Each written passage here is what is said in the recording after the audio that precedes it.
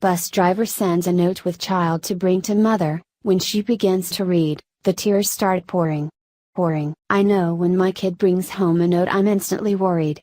The first thing I suspect is that it has to be a note bearing bad news, usually a teacher telling me he's been in trouble.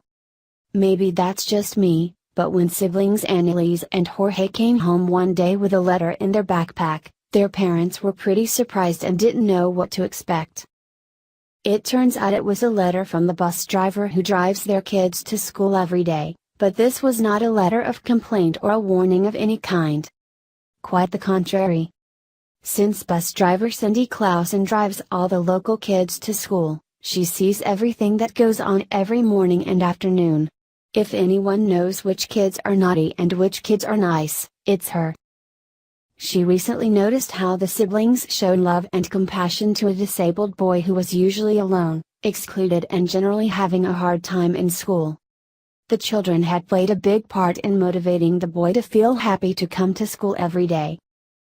Cindy wanted to express how impressed and moved she was by the behavior of their kids and wanted to praise the parents for doing a fantastic job in raising their children. And so, she decided to write a letter. The letter, addressed to parents Georgia Sr. and Lena was published on the page Love What Matters, and in the matter of just days, it received thousands of likes and shares. Here's what the letter said. Dear Jorge and Leonor, I am compelled to write to tell you how beautiful your children are, inside and out. This can only come from the home, your patience and guidance, the examples that you set and teach. I have a child on my bus named Jackson. Both of your children have shown him much compassion and support. Every day your children ask if they can sit with Jackson. Some days Jackson is a little sad getting on the bus, but as soon as he sees Annalise and Jorge he smiles. Jackson has difficulties walking and it takes a bit for him to get to his seat. Today Annalise looked out from around her seat and said, "Come on Jackson, you can do it." And when we arrived at school Jorge took it upon himself to carry out his backpack.